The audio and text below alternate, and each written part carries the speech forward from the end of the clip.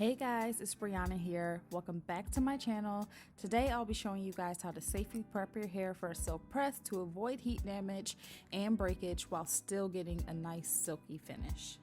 So my hair has been in this bun for a few days. I did detangle it pretty well before I put it up, but we're going to do some more detangling before we go in and wash our hair. So I like to work in small sections while I do this, and the first thing that I do is finger detangle my hair while it's dry.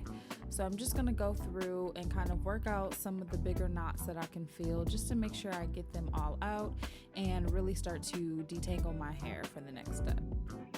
So the next thing I like to do is just to spritz down my hair with the water bottle and then begin to finger detangle again. If your hair feels dry, please add conditioner so that you'll have more slip before you go in with the next step, which is the tangle teaser. As you can see, since we finger detangled pretty well, the tangle teaser is just gliding through these sections. This is just to make sure there are no leftover little knots. And this is how you want your tangle teaser to look, barely any hair in it by the time you're done with that section. Now I'm just going to repeat these same steps throughout the rest of my head until everything is fully detangled and I can just easily run the tangle teaser through it. And as you can see here, very little hair has come out during this detangling process. Your hair is supposed to shed at least 100 strands of hair a day, and since my hair has actually been in that bun for about 3 days, this is pretty minimal. Now for the actual shampoo, I will be using the Paul Mitchell Shampoo 2, which is a clarifying shampoo.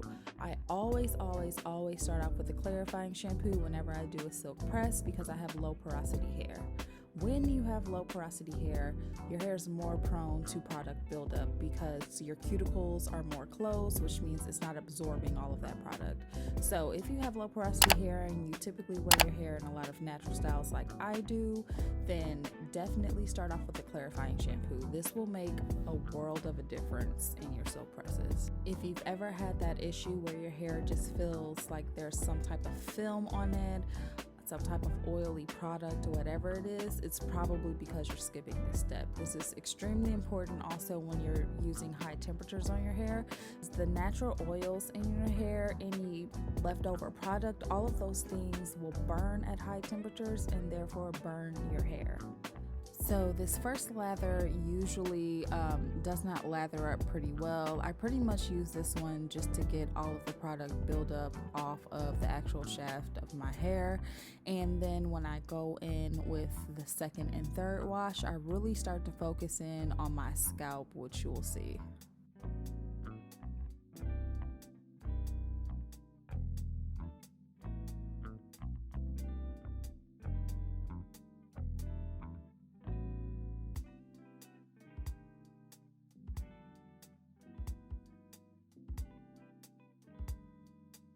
Okay, I'm actually going to turn on the sound for this next clip so you can hear what it sounds like when I wash my hair, but this is the second lather and I want to show you exactly how I focus on my scalp.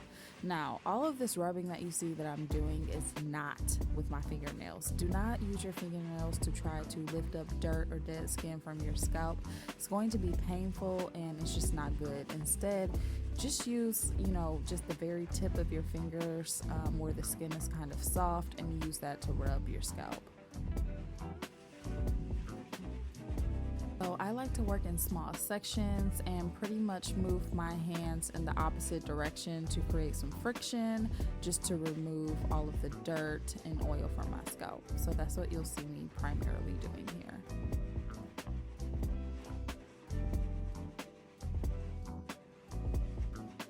I like to focus on the areas in which I know I either put more product or always have product buildup, which typically is in the front of my head, around my hairline, in the middle of my head where my crown is, because for some reason that is the thickest part of my head, and then back in that nape area. I tend to have a lot of product buildup in those areas, so this is extremely important for me to make sure I get all of that stuff out.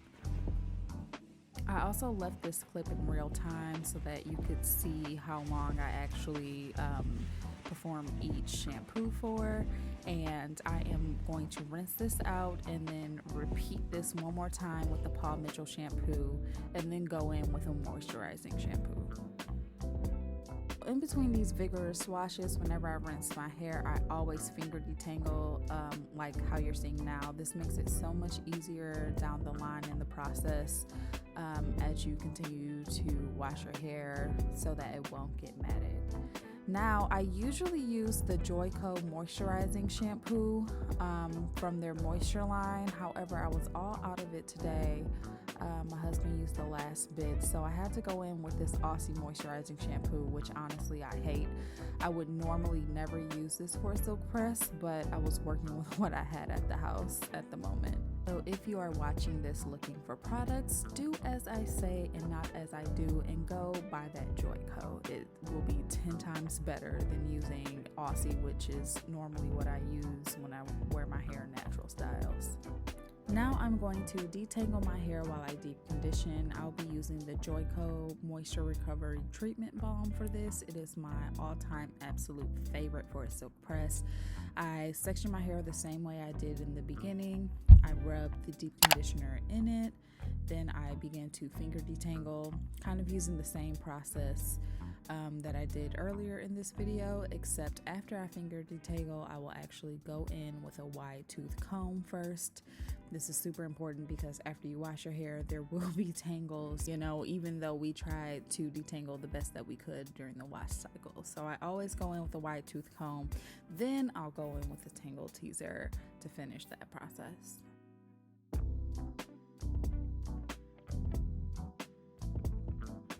So after I repeat this step throughout every section of my entire head, I then like to go in with a water bottle and I like to spritz all of my hair. I like it pretty damp so that once I put the plastic cap on my head and go sit under the dryer, there's enough moisture in my hair still to create a steam.